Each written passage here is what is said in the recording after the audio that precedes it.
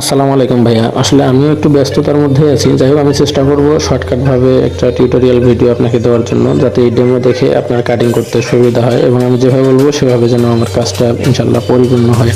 আপনি দেখতে পাচ্ছেন আমি এখানে একটা সাদা শেপ নিলাম। এই সাদা শেপটা আমি এখন গোল্ডেন কালার করে দিব।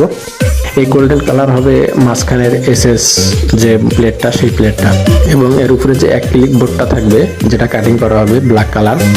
আমি উপরে শেপটা নিলাম, এটা এবার ব্ল্যাক কালার করে দিলাম।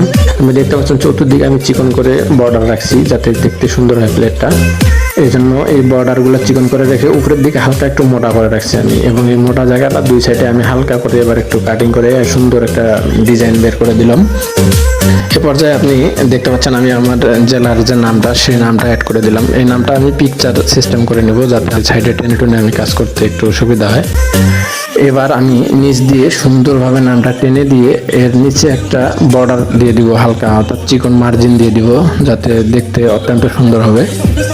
আমি আশা করি আপনি ঠিক সেমভাবে আমার কাজটা করে দেবেন, কাটিং করবেন উপরের যে ক্লিক বোর্ডটা। এবার আমি এমডি হাবিবুর রহমান আমার নামটা অ্যাড করে দিব, এবং আমার নামটাতে আমি যে ফ্রন্টটা ব্যবহার করব, এই ফ্রন্টটা হচ্ছে কোপসি রেগুলার, ঠিক আছে? এটা ফ্রি ফ্রন্ট, কিন্তু এই ফ্রন্টটা অত্যন্ত সুন্দর, দেখতে অনেক সুন্দর দেখায়। এখানে দেখেন আমি মিডিল বরাবর নামটা দিয়ে নিচে আরেকটা চিকন করে মার্জিন দিয়ে দিলাম, ঠিক আছে? এবার আমি দুই সাইডে দেখেন একটু মার্ক করে দিব যে দুই সাইডে হোল হবে, অর্থাৎ আমার নামের মাঝামাঝি দুই সাইডে দুই দিকে হোল জায়গাগুলো হচ্ছে বাইকের নাম্বার প্লেটের ফটো হবে, যে নাট দিয়ে প্লেটটা সেট করা হবে বাইকে। এবার আমি এই এমডি হাবিবুর রহমান এবং নীলফামারী ল এই দুইটাই হচ্ছে গোল্ডেন কালার করে দিব, অর্থাৎ উপরের অ্যাক্রিলিক বোর্ডটা কাটিং করার পরে এই যে শেপটা বের হবে ব্যাকগ্রাউন্ডে, সেটা গোল্ডেন কালার হবে। এ পর্যায়ে আমি আমার বাইকের যে রেজিস্টার নাম্বারটা, সেই নাম্বারটা এখানে অ্যাড করে দিলাম, দিয়ে নীলফামারী লয়ের থেকে হালকা একটু ছোট করে দিয়েছি যাতে দেখতে সুন্দর দেখায়।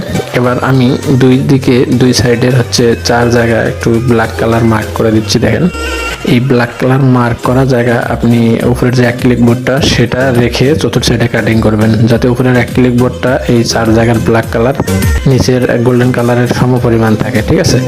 আমি আশা রাখি আপনি নিখুঁতভাবে কাটিং করে নাম্বার প্লেটটা আমাকে পাঠিয়ে দেওয়ার আগে আমাকে ছবি তুলে দেবেন। ধন্যবাদ ভাইয়া, আসসালামু আলাইকুম।